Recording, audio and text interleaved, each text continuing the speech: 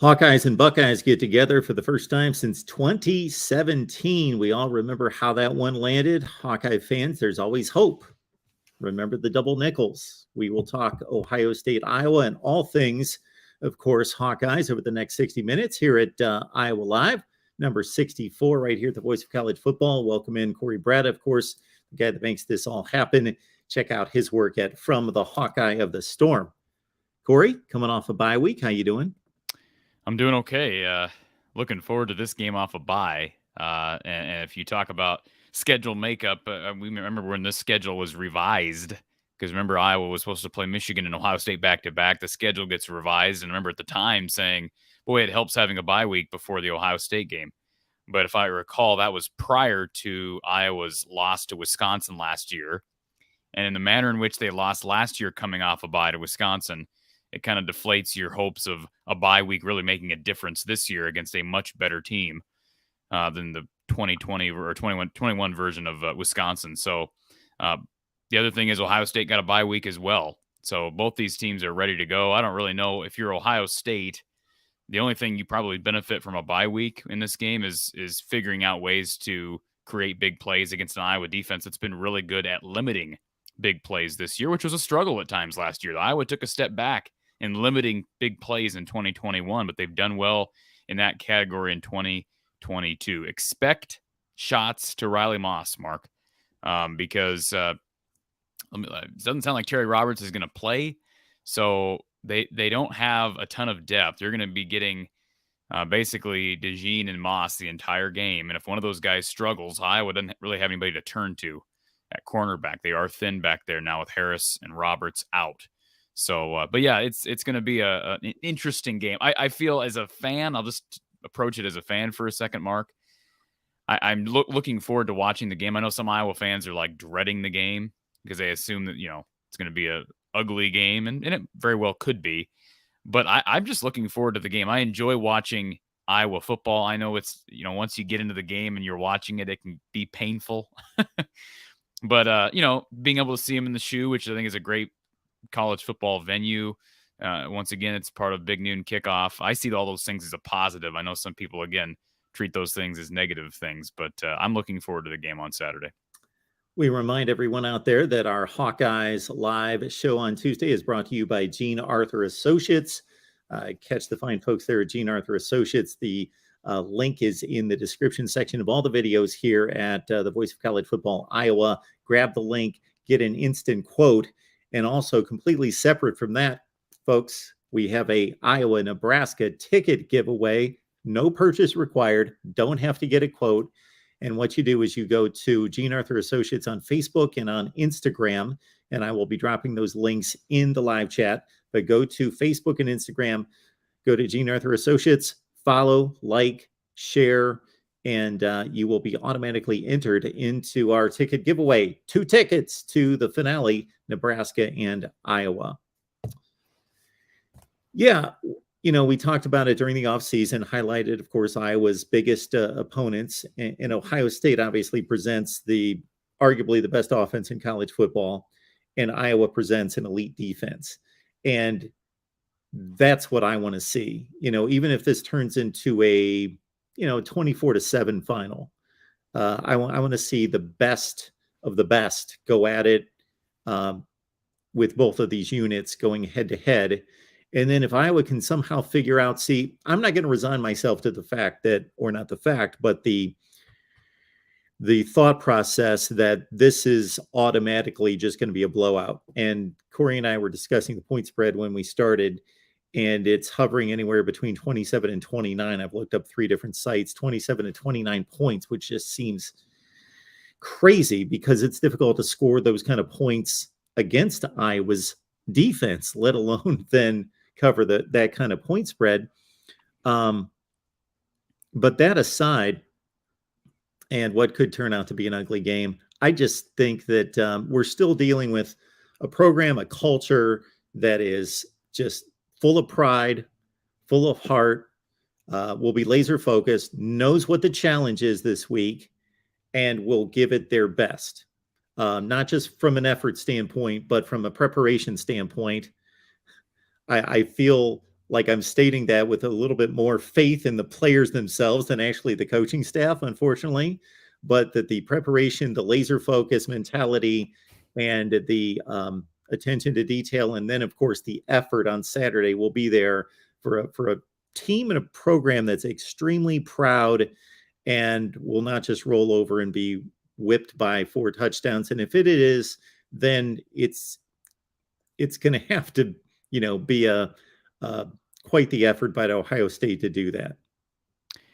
I said preseason, and I alluded to it on my preview, which I released yesterday on my channel, and everybody's, of course, welcome to go check that out, even if you're a Buckeye fan, from the Hawkeye of the Storm on YouTube. But I know I laid down some interesting stat comparisons, Mark. I know some of these you're aware of, but you ought to go over and watch that video as well.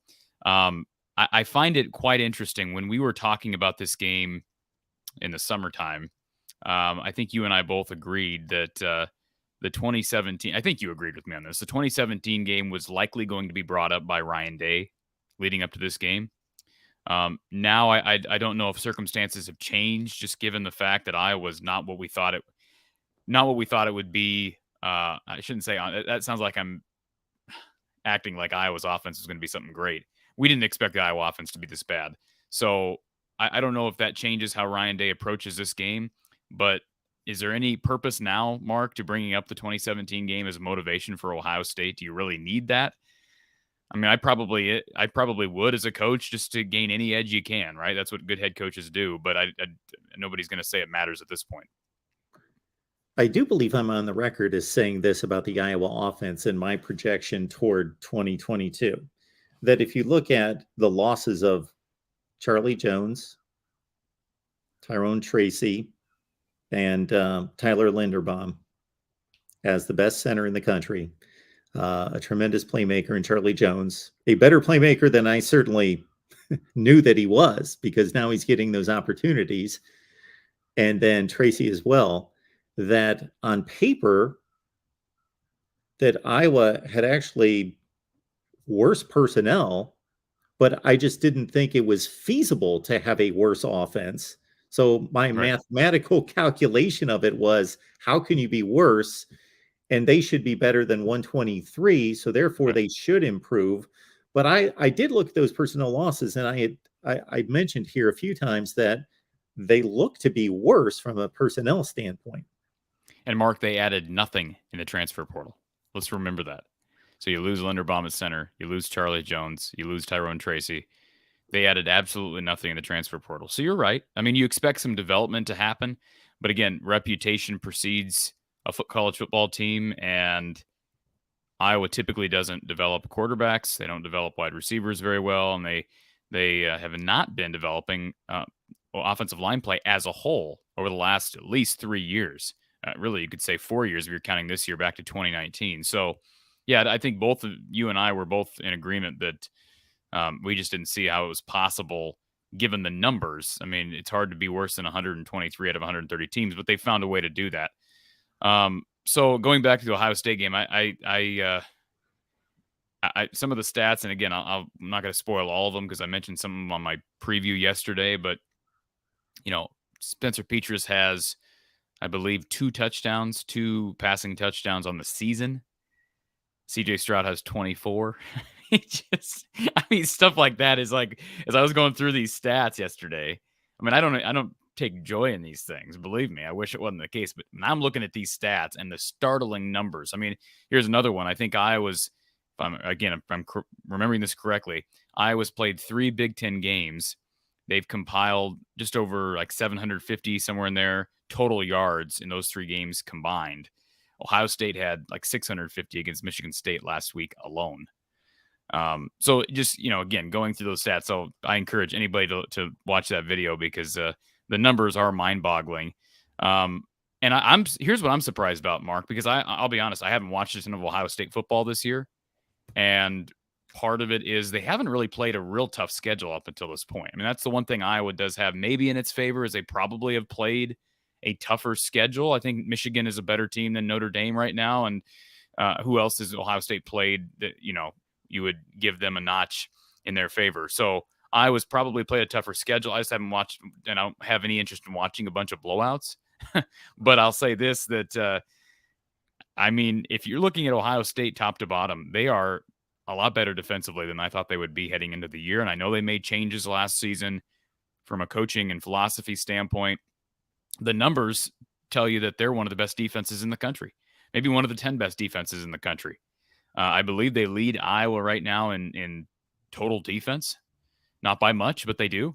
Now, again, maybe on a weaker schedule, Iowa's better in scoring defense, so there's that. But my point is, like, if people expected this to be the Ohio State team of last year, if Iowa fans who aren't watching the Buckeyes this year expect this to be the same defense that lost to Oregon last year, it's just not. Mark, you're an Ohio State guy. You recognize that. So if Ohio State can almost break even on that side of the ball, or defensively, I should say, then boy, now you're just talking about Iowa's offense going up against Ohio State's offense, and that's a scary, scary proposition.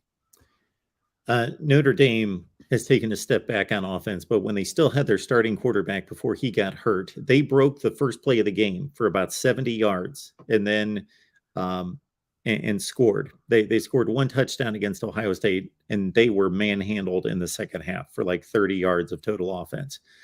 Wisconsin, Braylon Allen, the final numbers will look respectable. He didn't start to break any runs until that game was 5-6 touchdowns away. They shut him down. The Toledo offense on the MAC level actually made some plays on Ohio State. They scored 21 points, but I guess when you give up 11 touchdowns and Ohio State scores 77, then that's you can only take so much of that into account as being meaningful scores as well. Michigan State, regardless of their issues, Peyton Thorne's a really good quarterback, and they've got two guys on the outside, and Jaden Reed, who just caught the game-winning touchdown pass against Wisconsin in double overtime, and Keon Coleman. They couldn't do much of anything against Ohio State 2 weeks ago. So this will, well, yeah. While Ohio State's playing by far the best defense it's faced on its schedule, Notre Dame's a capable defense. We thought Wisconsin was. They're not nearly their standard. On the flip side, Ohio State's played is going to be like playing just what everyone else is playing, the worst offense that they're going to face this year. Yeah, from the Ohio State side, in terms of a bye week, this is what I will say about, you talked about trying to scheme and figure out ways to hit Iowa for big plays.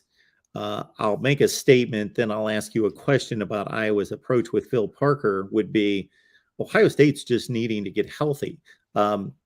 I have yet to post a video, but I put together some notes to post a game preview as well. And Ohio State's just nicked up.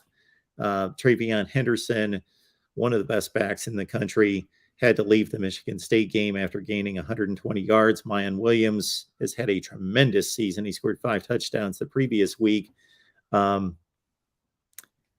He missed Smith-Njigba hasn't played. Game. Yeah, so they've done all this, yes, without arguably the best wide receiver in the country, who's missed the entire season. He caught 2 passes for 3 yards on the opening drive of the game and has missed the entire season. But he is due back at some point. I think it's more a determination on, do we really need him? We want him to be right, want him to be healthy. So let's bring him back at that point.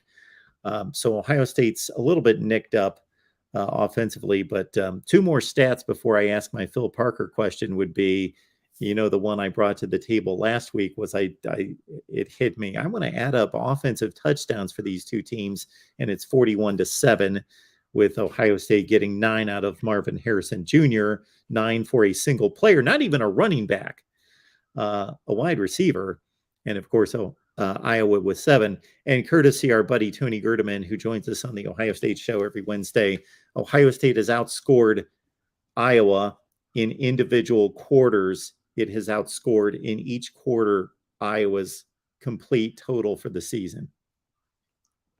Say that again.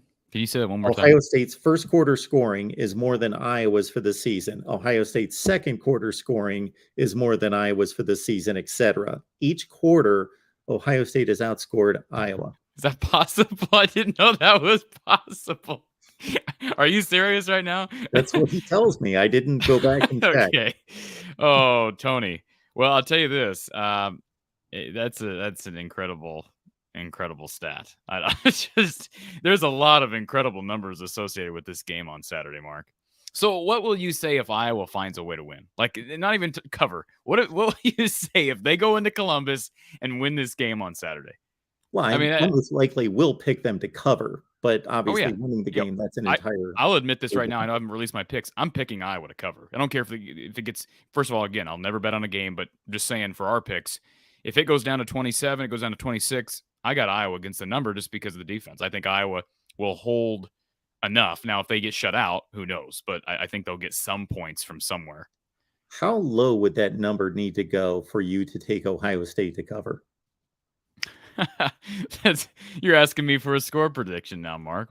I mean, I'd probably say if it was down around 24 or 25, and then I'm thinking, yeah, I'll probably take, because I don't see Iowa holding Ohio State to less than 24 or 25. But I also don't know how Iowa's going to get points on the board. And I did mention this. How about this for a number? This is the one way, and I said this on my show yesterday. The only way Iowa wins is if they take advantage of this stat. If you throw out the Toledo game, Mark, tell me what Ohio State's turnover margin is for the entire season, for the other 5 games combined. I was going to say something arrogant there and basically say it doesn't matter, but yeah, well, no, that's fine. You can say that, but just guess what their turnover so margin they're is. not turning people over on defense. And turnover margin, though. Stroud has thrown 3 picks. And if they lost some fumbles, I'm going to say -2. -1. Okay. So even with the Toledo game, they're +1. And you look at how dominant they've been in all 6 games. That's where Iowa wins the game. I'm not saying they're going to be able to do it, but you got to get to +3 or +4. Yeah. I think that's the only way Iowa wins this game is if you find a way to +3 or +4. And you probably need, if you get to +3, if you're going to do it with +3, you probably need to take 2 of those back to the house. I mean, you likely. And even then, it certainly doesn't guarantee a win. But I think if you can be +2 heading into the 4th, I said that yesterday, if you get to +2 and then give yourself a chance to get to +3 in the 4th, that gives you a shot. I just have a hard time imagining a scenario in which Iowa wins without that big of a turnover margin in their favor. It would be fascinating to know right now if we said Iowa has 2 pick sixes, do they pull off the upset? I would think that's maybe a 50-50 proposition. I don't believe that they have no chance in this game. I just think that the defense is too good. The special teams are too good. In Ohio State, again, yeah, they haven't. The best team that they've beaten is Notre Dame. That's not a very good football team. They're a top 40-ish team in the country. But it's the way they've just dominated everybody. I mean, that's yeah. And if somebody else was doing this, we would question it. But this is a team that plays like this every year, and this is just the next season as well. And as you mentioned earlier, they've been down offensive skill position players that, you know, arguably are their best skill position players, and Smith and Jigba and Mayan Williams and even Trevion Henderson here briefly. So, yeah, I mean, collectively, turnovers are where this game is going to be won if it has any chance of being won for Iowa. And I see Tim in our chat brings up the fact that Iowa's leading scorer is a freshman kicker who didn't start until game 3. Let's think about that for a second, Mark. Their leading scorer is a freshman kicker who didn't even start, did nothing but kickoffs up until week 3. So, I mean, obviously we understand the issues. I think I brought this up to your attention here prior to us going live. Not only is Terry Roberts out this week, but Y.A. Black is still questionable. Keegan Johnson is out again. I don't think, for the record, I'm just guessing on this, and I've had a lot of people tell me this information, and all this just rumors, so I'm not going to go on the record and say, well, this is what's happening. I doubt we see Keegan Johnson again this year. I mean, just from everything that I've heard from a number of different sources, I doubt we see him again. And then Deontay Vines could come back this week, Mark. He's been out with a wrist injury since early in fall camp, and he was having a nice fall camp back in early August. But you expect him to make an impact week 1, or excuse me, first week back, I should say. I doubt that. So, I mean, you got to take shots offensively. That's basically, I think, the key for this offense every week, because they just don't have the horses right now to to beat you inside. I mean, Iowa right now is getting beat. Even that Nevada game, I know, Iowa knocked off a couple of big runs from Caleb Johnson in that game. I think the rest of their runs, they average like 2.5 per carry against Nevada at home. That's concerning. And I know you say, well, we can't throw out the 2 Caleb Johnson runs. Well, I can, because it tells a bigger story. So I don't know how much a bye week actually helps, but let's just hope that they've made some strides on the interior, especially on the interior, because running the football has been an issue, and Iowa's predicated on doing that. And if you want to be able to take shots down the field, you got to be able to take advantage of play action, especially with an immobile quarterback. Iowa at Ohio State for the first time in 9 years at the Horseshoe, for the first time in a matchup period since 55-24 in 2017. Again, Iowa Nebraska football ticket giveaway right here at the Voice of College Football, and also courtesy, of course, Gene Arthur Associates. So please go to Gene Arthur Associates. We've left the link in the live chat. Facebook, Instagram, follow, like, and share, and you're automatically entered into the Iowa Nebraska ticket giveaway. 2 tickets to the final home game for Iowa this season. All right, let's talk Buckeyes and Hawkeyes. We've got Pat Murphy on the line for Bucknuts. Pat, how you doing today? Good. How are you guys? Doing well. I'll get us started and then let Corey set up the matchup as well. The Buckeyes take the bye week. We talked here in the last few minutes about one of the main focuses of any bye week for any team is, okay, let's get healthy. Let's get some of those players back. Travion Henderson, we saw him leave the field against Michigan State. Mayan Williams missed the game. Other players on both sides of the ball. I know that you, as a member of the media, it's difficult to get accurate information or any information on status of the game. But, where do we stand in regards to those guys that are kind of questionable for Saturday? Ryan Day was asked about the injuries today, said they'd have a better idea later in the week. I get the sense that most of these guys that you mentioned are healthy. I mean, even Travion Henderson, who got hurt against Michigan State, really re-injured his foot against Michigan State. Probably could have come back in if that game weren't already pretty well in hand. This is kind of what they've been looking at for Jackson Smith and Jigba pretty much since he played a half of a game against Toledo, back in September, is really after the bye week, be it this game or next week against Penn State. I would think that they would like to get him back if they can before going to Penn State, get him out there a little bit and make sure everything goes well. I imagine it will be as close to a full strength Ohio State team, at least on the offensive side, that we've seen since probably the opener. Just kind of injuries here and there, but nothing has been really that serious other than Jackson Smith and Jigba's injury. Defensively, they could potentially get Jordan Hancock back in there, who hasn't played yet this year. Cornerback who in the preseason before he got hurt was really kind of impressing and in contention to start. Like I said, we haven't seen him this year. They've been very vague on what the injury is, just that maybe it was more serious than they initially expected. He may be back. I'm less optimistic on him being back for this week. He has been practicing, so it's possible, but it would surprise me more than the others, I guess I'll say. Pat, you and I talked preseason, and I remember asking you about the 2017 game and would Ryan Day use that game as motivation? And I said to Mark before you hopped on here, I don't think it matters at this point, because I did not expect, we understood there was going to be a talent differential, as there is every year when these two teams play. But I did not expect Iowa's offense to regress as much as it has, and for Ohio State's defense to improve as much as it has. Now, maybe that's because I'm not following the beat like you are, Pat, but just talk about Ohio State's defense and how does Iowa attack what is right now, by a lot of the metrics, a top 10 defense nationally? Well, it certainly is, and that is what Ohio State wanted when they hired Jim Knowles and made some other staff changes.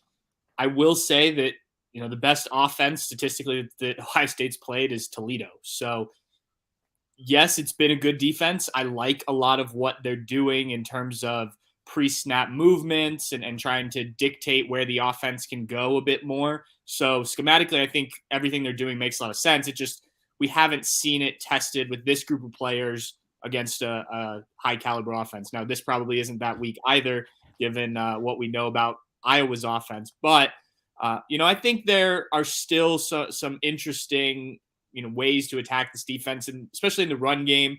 They play 2 linebackers most of the time. Wisconsin wasn't able to really get much going. Michigan State wasn't able to get anything going.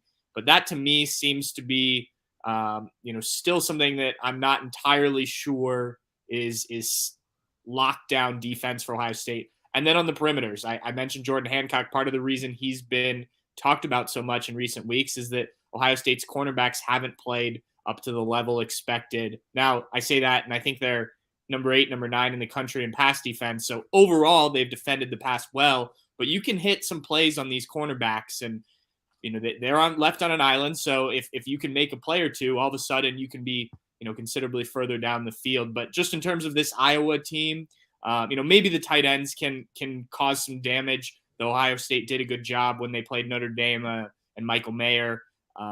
But I think if you can get that running game going, and especially if you can control the clock, I think that could be kind of a recipe for success. It's what Notre Dame tried to do. It's what Wisconsin wanted to do before getting behind big early.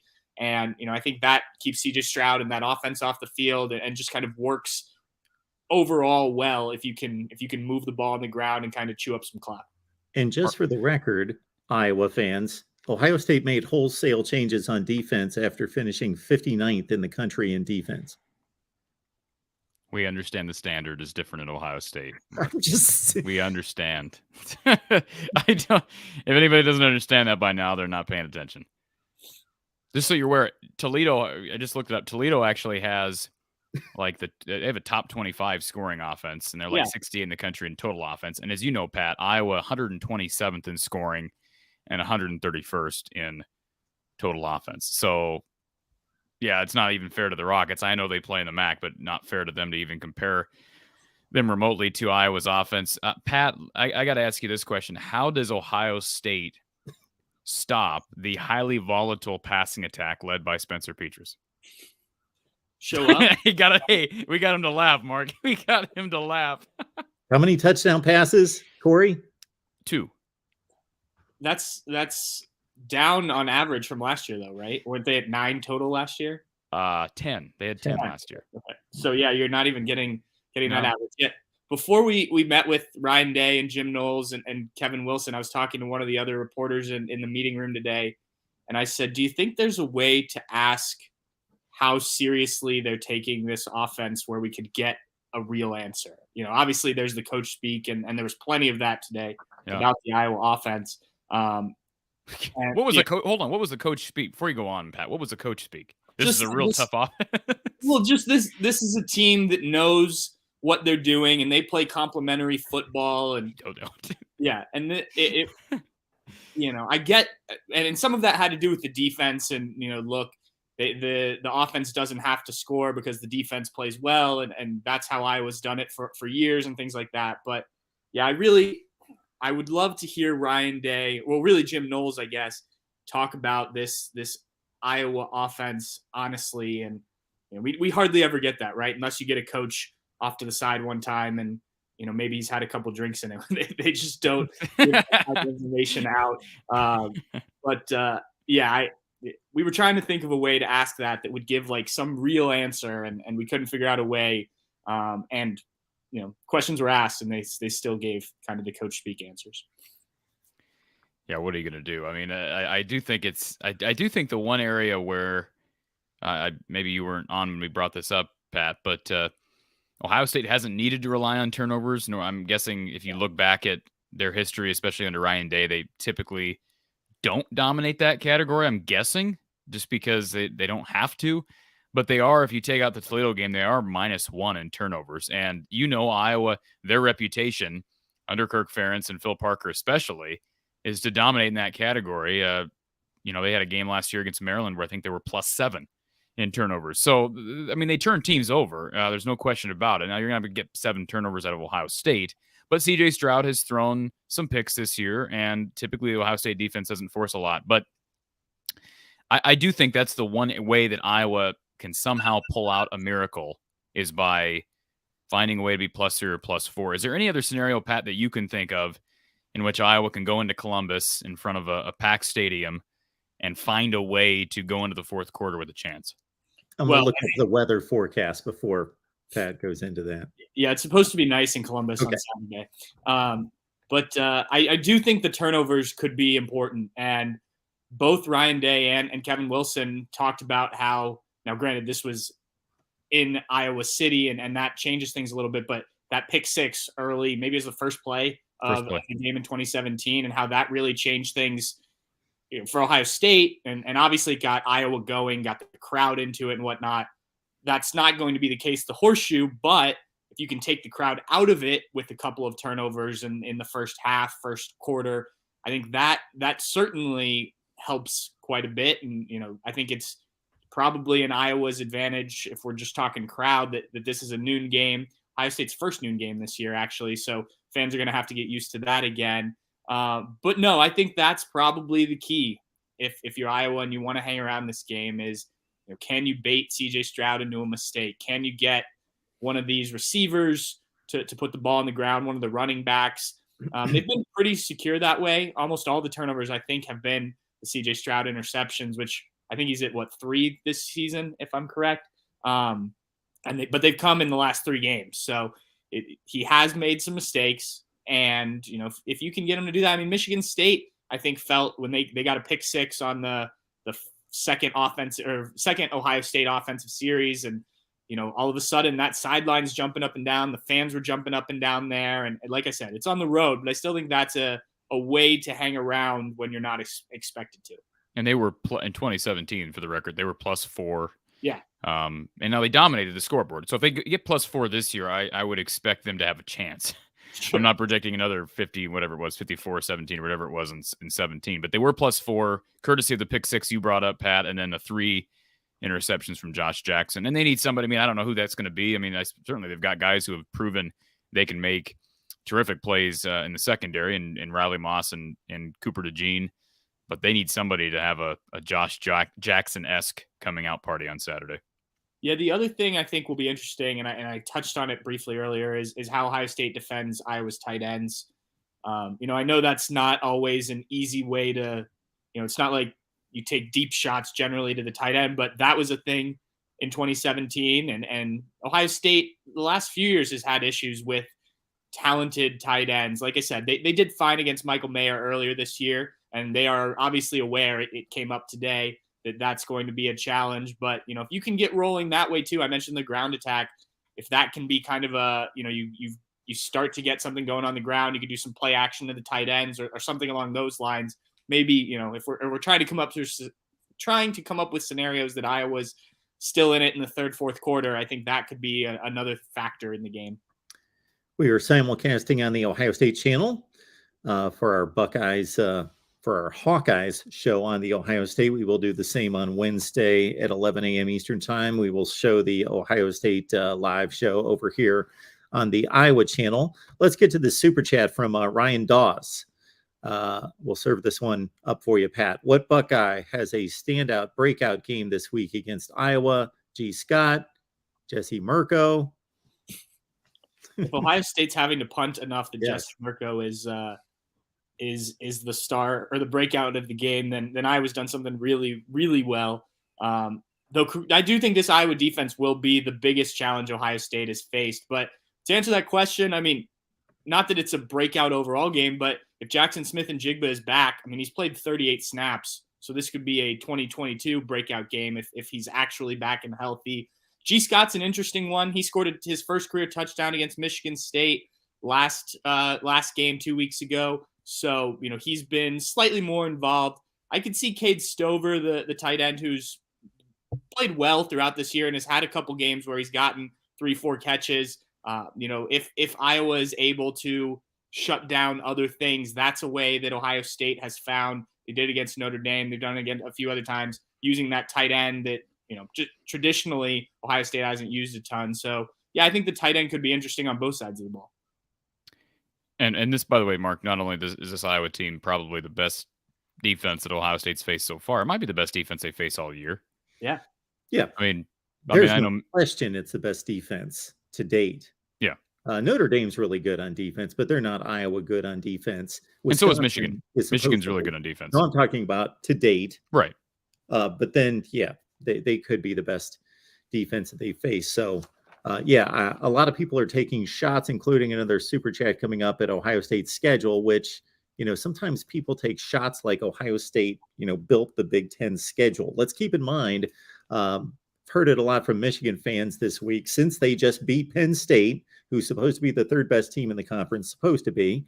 And they dominated that game, and it was an impressive showing. All credit to Michigan, but that Michigan's played suddenly this great schedule. Well, Maryland, Iowa, and Penn State are their last three opponents. Well, you can pretty much, they play the same schedules practically, Ohio State and Michigan. They play like 8 of the 9 or 7 of the 9 Big Ten teams the same. So they will be playing those teams. So we will get there. So it's not like Ohio State's loaded up on some awful schedule. If anything, there was one of these two programs who scheduled Notre Dame and the other scheduled UConn, Hawaii, and Colorado State. So, all right, Brian's saying pretty much along the same lines. Ohio State has played absolutely nobody and only one team with a winning record. Yes, this is true. According to ESPN's metrics, Ohio State's strength of schedule is 82nd in the country. Michigan is 73rd. So not a huge difference there. And that Penn State game obviously makes up some of that. But yeah, no, I mean, I think it's fair to criticize, I don't know, criticize is the right word, but be questionable about Ohio State if you're just looking at the schedule.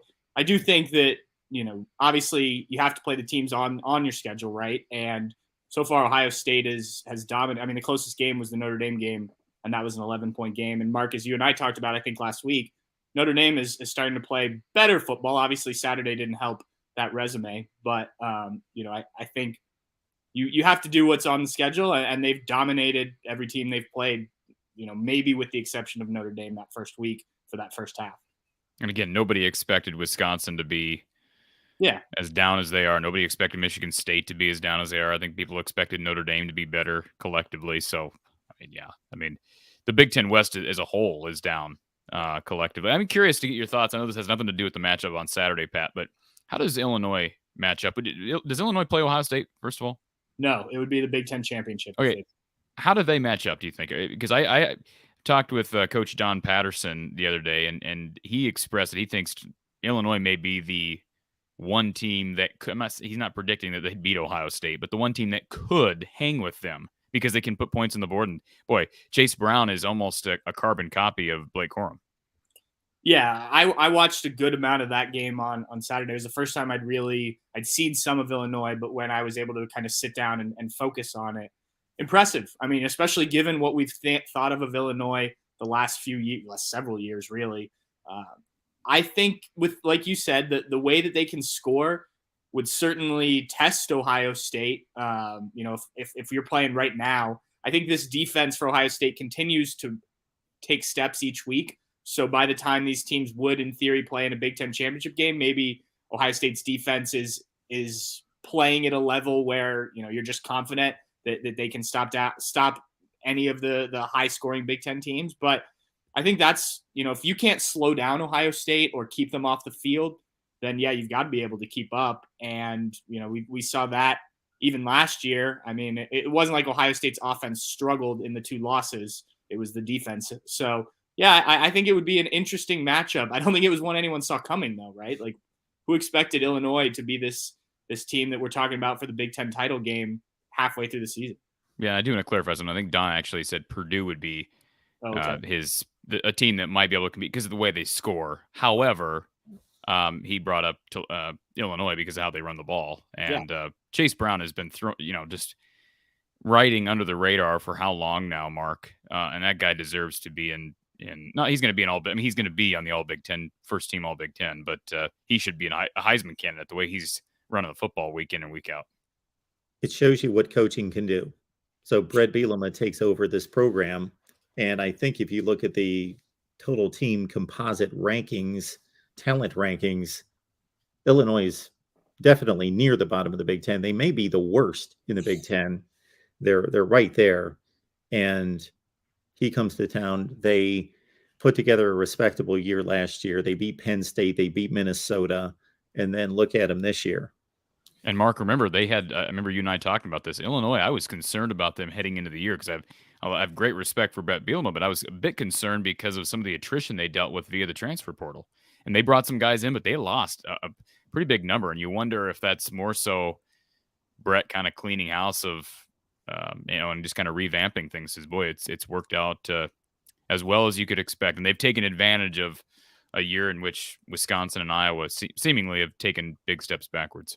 Well, and I mean, look at when Northwestern's made the Big Ten championship game.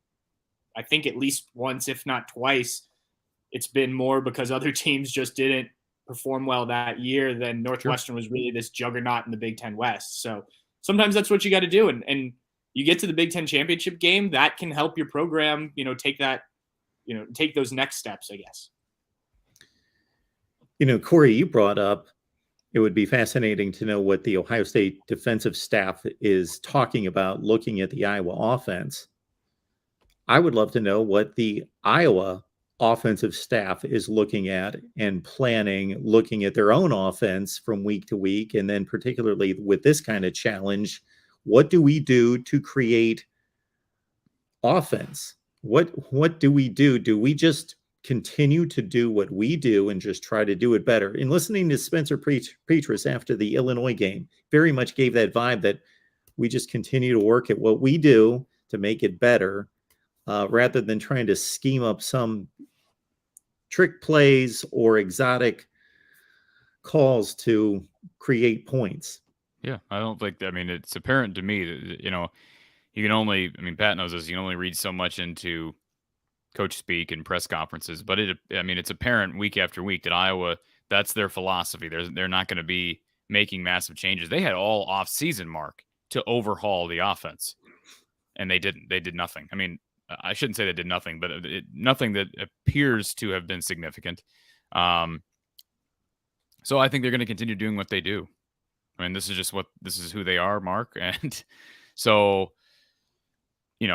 Can you win it? That's why I say when I said they got to be +3 or +4 in turnovers this weekend, and probably 2 of those have to be defensive touchdowns. So you probably got to get 14 points out of your defense, and then can you create a free, can you get another pick in the red zone to where you can at least get 3 out of it, and then you've created like 17 points with your defense, and that at least puts you, if your defense can hold Ohio State to 24 heading into the fourth, then again you feasibly have a shot. But I don't think we're going to see much different. The Michigan game, Mark, I said this to you as well. The Michigan game was the one game where I expected Iowa to take a shot, and when I say take a shot, do what they did against Michigan in the Big Ten championship game, and it failed. But the halfback pass, and I understand that some people don't like trick plays and they kind of think it's gimmicky. Well, they don't have the personnel to just get up to the line of scrimmage and beat Ohio State off the line. And every year they try to do that with the likes of Wisconsin, and basically every year they lose doing that. So they can beat 3/4 of the teams in their schedule doing that, but there's still a gap. So I don't expect any big changes this week.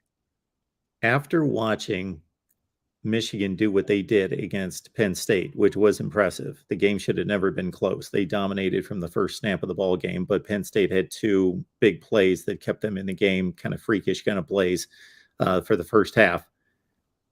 For anybody out there that believes Michigan may be as good as Ohio State, which I know collectively College Football Nation doesn't believe that, but we're starting to get more and more data points that suggest otherwise. Again, it's going to be intriguing because Michigan has just gone through Maryland, Iowa, Penn State, and Ohio State's going to see those 3 very soon. So this is going to be the first comparison point. And then looking at it from the Iowa side, I know you think this was smoke and mirrors at the time, Corey. We talked about it. Iowa being in the game against Michigan with 4 or 5 minutes left when they're down near the goal line. They're down 13. They had a chance to cut it to a touchdown. But I guess I'm just kind of making a bit of a stretch to try to create a scenario in which Iowa, aside from just blocked punt, pick 6, there can't be too much of that. That's just not feasible that Iowa can stay in this game. They did against Michigan to a certain extent, depending on how you look at that game. Ohio State is better at quarterback, more experienced at quarterback than Michigan is. All right. No matter what anybody wants to say about J.J. McCarthy, they're better at wide receiver despite Michigan's strength out wide. They're deeper at running back despite how good. I mean, I think if you just compare workhorses, I mean, you take Blake Corum or you take Mayan Williams or Trevion Henderson, but Ohio State's just got the depth that maybe even a Michigan doesn't have. I don't know anybody in the country. Is there anybody in the country that has the skill position depth that Ohio State has year after year? What other team in the country could have a guy like Quinn Ewers transfer out, tear it up at Texas, and yet, I mean, you don't miss a beat. I mean, or lose the best wide receiver in the country and not miss a beat. Pat, did you get a chance to see Michigan, Penn State? Yeah, I watched both games on Saturday. Your thoughts about Michigan? Yeah, I mean, it was impressive. I think that their ability to run the ball is obvious. It's something that I think Ohio State is going to have to prove they can stop before you feel really confident about that game. But I don't know what Penn State was doing defensively. Like, it was almost as if you schemed for a different type of offense. Like, you're sitting back in a shell. They're not throwing on you, and you're allowing them to just run up the middle. And you knew that that's what Michigan wanted to do more often than not. So I think Michigan deserves a ton of credit, and I think Michigan proved that if there were doubts about where they were ranked, that's silly. But I also just I don't know what Penn State's defensive plan was and why there weren't adjustments made once Michigan just started running all over them. And obviously Penn State is struggling offensively. I appreciate what Sean Clifford has done and some of the tough plays he makes, but it's now that you've lost a game, I think it's probably time to switch the quarterback there in Happy Valley. Corey, anything else for Pat? No, Pat, enjoy a relaxing day at the Horseshoe. And I hope that you're able to stomach. Well, you'll be able to stomach. You get to watch Ohio State offense every day, but this ends up being a 42-7 game. I'm not predicting that necessarily, but if it does, I hope that you don't lose a ton of respect for Kirk Ferentz and this staff, because I think that's unfortunately possible for the first time. I don't know if I ever said that in my life. I was there in 2017, so I will not lose any respect for them. Let me ask you this real quick, though, Corey. Going back to what you were saying about Iowa not making changes offensively, is that a complacency issue? Is that why hasn't this offense tried to evolve? I mean, what in your mind? Oh, what a question mark. Sorry, I guess it's not as quick of an answer as maybe. Oh, well, no, it's just like, what Corey could go on about this for hours. Week after week after week. I think it's right now. It's I know people want to point to the last 23 years and Iowa's inability or lack of willingness to evolve and change. But right now, I think it's a family problem, is what it is. And I think pride isn't involved. Mark, you brought that up earlier. The pride. Well, maybe you brought pride up for a good reason. There's a good pride and there's a point. Yep. There's a good pride and there's a bad pride. I think Iowa has a lot of both. A lot of the good pride comes from, I think, the defense and the coaching staff, and some of the bad pride comes from not the players, but necessarily, but the offensive coaching staff that refuses to make changes. So that's how I would sum it up. And you have your son as the offensive coordinator. Trying to make a change would admit that you were wrong in the first place. Changing at quarterback, changing, your play caller, changing your QB's coach, changing anything philosophy wise. And it does pain me to say that, Pat, because I've got a ton of respect for Kirk Ferentz and the staff, but what else is it's just like listening to Kirk today, Mark. I didn't talk about this, but I'm listening to Kirk, and it was basically 30 minutes of just fluff, which is fine. That's kind of what the press conferences are anymore. But you listen to Kirk talk about potential changes, and you just feel like, oh, this is gonna be the same story once again. We're gonna get the same offense, even out of a bye week. But then you hear him talk about Luke Lachey, who was, by the way, a great player. His dad was a great player at Ohio State back in the day. And Luke was a pretty good prospect. I don't think Ohio State ever offered, but he had offers from LSU and Michigan State and Minnesota. But you can see how much Kirk cares about his players, just the way he talked about Luke Lachey and he talked about Logan Lee. I mean, he really is a tremendous person. And so it's just frustrating. I think a lot of fans are frustrated with the stubbornness. And, it's one of those things that I think part of it can be attributed to the power of nepotism. It really is an ugly thing when when it takes hold of a situation like this. Kirk Ferentz coached on the same staff as Nick Saban, and I've heard each one of them comment on the other one and the great respect they have. I assume they're still friends. Nick Saban at some point 7-8 years ago decided, okay, college football is going a certain way. I don't personally like it. I would rather play defense and line up in a pro style set and not be running up to the line, throwing the ball every 3 seconds. And that's what I would rather do. I'd rather be back in the 1990s, but that's not what's happening. So I'm updating. We're going for it. That we're changing the offense. We're going for it. I don't know if Kirk's just averse to that or he doesn't feel like he can play that kind of style at Iowa. Well, part of it, again, Mark, this is what I would say to that. Part of it is the plan for the last 10 years has been to, or more, has been to eventually create a situation in which Brian Ferentz can eventually be the head coach. That's what's been the plan. I mean, it was the plan to make him the OC. How long has that been the plan, Mark? Think about it. Ken O'Keefe goes on to Miami to coach in the NFL for a while.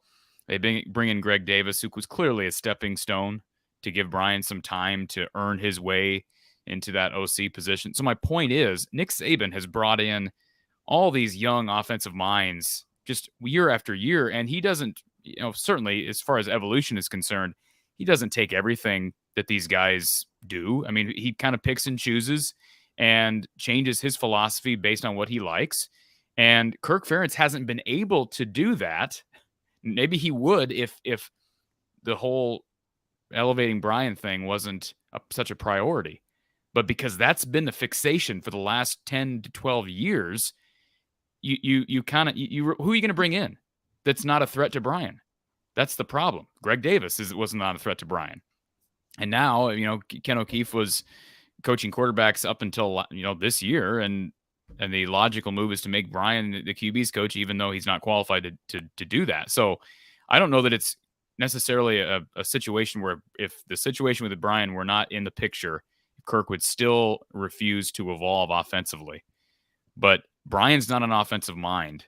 And I don't know that Nick Saban is some great offensive mind, Mark, but he's just constantly got guys who are around him that he learns from. I think Nick Saban, as pompous as he seems at times, is humble enough to take in new ideas. But part of it, he doesn't have a son who he's trying to make the next Alabama head coach.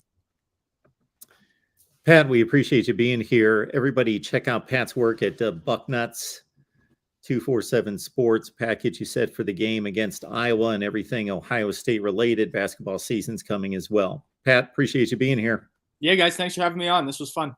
Absolutely. Talk to you soon. Mark, does my expose there make sense? Do you agree with that? Oh, it makes total sense.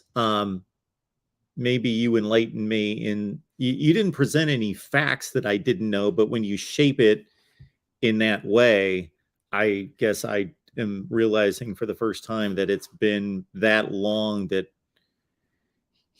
he's been making this plan and trying to execute this plan and filter Brian and put him in a place. But right now, to elevate Brian to the head coaching position, which is usually earned by obviously excelling at the current job, is far the furthest thing from reality. Yeah, and again, the reason I kind of extrapolate on that is you look at the fact that, yes, he's had 3 offensive coordinators in Ken O'Keefe, in Greg Davis, and now Brian Ferentz. 2 of those, one of which was a buddy of his in Ken O'Keefe, who helped Kirk Ferentz get his start in coaching, the other being his son. And then the guy in between, as I said, I think he's clear. He was kind of a stepping stone. He was at the tail end of his career. It created some time for Brian to kind of learn So I as much as I've said, well, he doesn't do a good job hiring offensive minds, I don't know that he's ever given himself a chance to actually go out and hire an offensive mind. Does that make sense? Yeah. So, maybe if Brian Ferentz, I mean, we talked about this the other day, will Brian Ferentz be the OC next year? Unless something drastic changes, I don't think he will be. And I don't think he's going to get fired. But I just think somehow, some way, he will not be back. If he's back in 2023 as the OC, I'll be just absolutely shocked.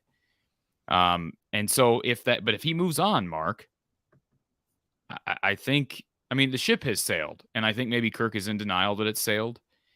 But I think once he accepts that it's sailed, and maybe that will occur when Brian moves on, once he accepts that ship has sailed, perhaps there's hope. Even at the tail end of Kirk Ferentz's tenure here as the head coach, perhaps there's hope that now we have a clean slate.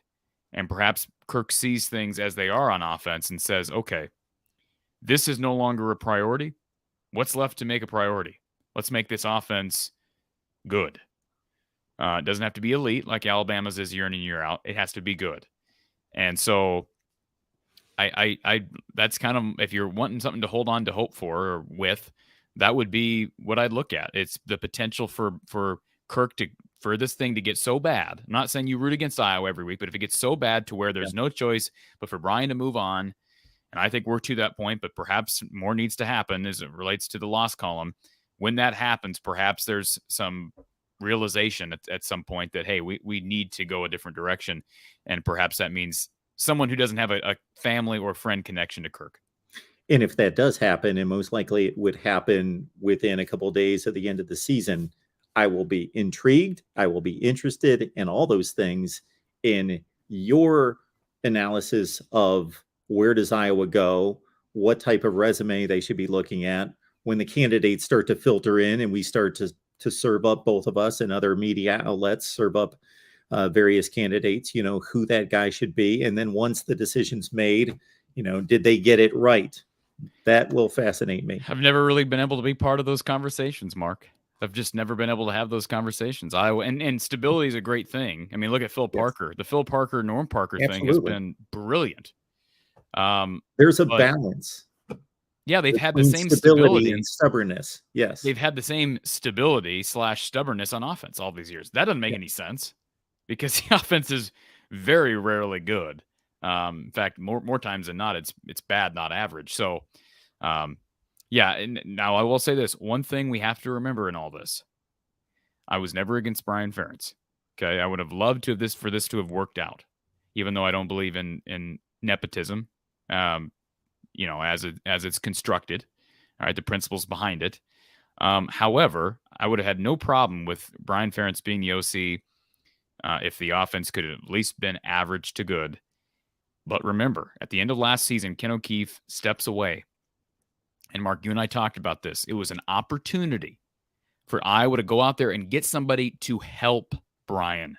I was not advocating at the time to fire Brian, although I know a lot of fans wanted him fired. But it was an opportunity to go get somebody that could actually help Brian. Not that Ken O'Keefe doesn't have an offensive mind, but again, he's towards the tail end of his career.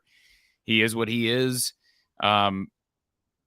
Somebody who could help Iowa where their biggest needs were, and I think specifically in the passing game. That's where the biggest need is, although Iowa struggles to run the football. If you can have Brian focusing in on the run game with his expertise as a former center, and I'd be fine with him being the run game coordinator. They had an opportunity with a guy named Randy Hedberg. I brought this up on a number of occasions. Randy could have come in from North Dakota State, been the QB's coach, been the passing game coordinator, and he wouldn't have had to have been labeled as a passing game coordinator. But he could have been the passing game coordinator without anybody else on the outside knowing. And Brian could have retained his position as OC. He just wouldn't have been the QB's coach. He could have kept coaching tight ends. You bring in Randy. He helps with the passing game. And it saves Brian's pride, makes his career look better. He can learn behind a veteran like Randy Hedberg. But they refused to do that. And they had every opportunity to make a move like that, even if it wasn't Randy, to go out and find somebody that could help with the passing game. And they chose not to. And they chose to go a route with someone who has limited, if any, knowledge of the passing game in Brian Ferentz, except his experience with the Patriots coaching tight ends. We have a number of folks here as we wrap up the show who aren't normally part of our Iowa Hawkeyes live edition here on Tuesday at 4:30 Central, 5:30 Eastern. So Buckeye fans or college football fans in general who have found us for a first time, please understand that we're here every Tuesday talking Iowa football with Corey right here on the Iowa channel. So Ohio State fans also, if you want to get prepped for the game and want to hear it from a different angle, different perspective, get on over to Corey's channel from the Hawkeye of the Storm. I'll pull it up right now from the Hawkeye of the Storm. Check out Corey's work. If you just love college football and want to keep up with the major brands in the Big Ten, then head on over to Corey's channel from the Hawkeye of the Storm and get a different perspective on Big Ten football and this matchup in particular against Ohio State and Iowa. Also, keep in mind that I've had a little issue with my main channel, so some of the work that has been put out there in the last few days is no longer there, but being reposted. So that is Big Ten power rankings, ACC power rankings, and my top 25 that actually makes sense. So please be patient with me there. My apologies on some issues behind the scenes, and those are being reposted. So I had a number of people reach out to me and wonder where did this go? Where did this go? Well, it was hacked and brought down. So we will be reposting those three video posts here in the next few hours. And I'll just say this real quick, Mark. Yeah. That tomorrow night I've got Hawkeye Hangout live call-in show on my channel, 9 p.m. Central Time. Don Patterson will be coming in, calling in to preview Iowa, Ohio State, since we didn't have an opportunity. We had no post game this past weekend. So catch Don Patterson as we talk Iowa and Ohio State tomorrow night, 9 p.m. We will have the Ohio State side of the post game right here on the Ohio State channel. But also, once again, Corey and Coach Don Patterson from the Hawkeye of the Storm here on the Iowa channel as well, post game Ohio State and Iowa. And again, I'll be on the record for saying that I will not be surprised if this is a 3 to 4 quarter game with Iowa showing pride and coming up with something on offense to make this somewhat of a battle. I know we see the scores that are ridiculous in the chat, and I get it. Ohio State could win this game, much like Michigan did back in December, 42-3. But I would also not be surprised with Iowa showing some grit and determination and finding some way to mount some offense and put a few points on the board to keep this thing interesting. I just look forward to Ohio State dotting the I pregame.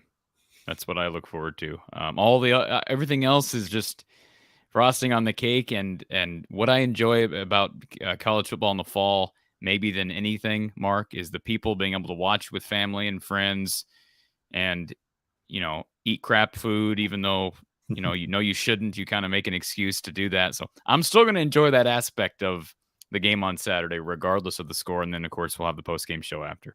You have heard the Lee Corso story about when he coached at Indiana against Ohio State. No, you heard the story? I don't think so.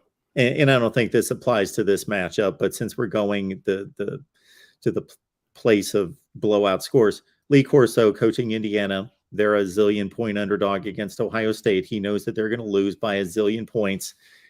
They run a trick play, first drive of the game. They score a touchdown. He has his entire offense line up in the back of the end zone and have somebody come out and take a picture of the scoreboard that reads Indiana 7, Ohio State nothing. And the final score was like Ohio State 50, Indiana 7. The irony of being able to, wow.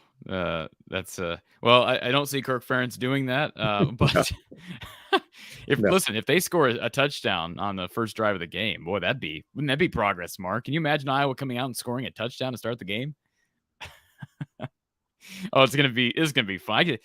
This bye week has been sort of, even though I enjoyed some time off and kind of just taking a break a bit, I've been looking forward to this game for a while, and I don't know why, but it's almost with the struggles offensively, almost as a fan feeling less pressure. Like you just don't expect anything different. Yeah, kind of gives you some anticipation that maybe you wouldn't normally have for a game like this. Once again, we've got a ticket giveaway, 2 tickets to the Iowa-Nebraska game the last weekend of the season. Go to Gene Arthur Associates. I've left the link in the chat to both Facebook and Instagram. Follow, like, and share, and you're automatically entered. Corey, appreciate you being here. We don't have a show without you, so thanks so much for doing this every Tuesday. Appreciate it, Mark.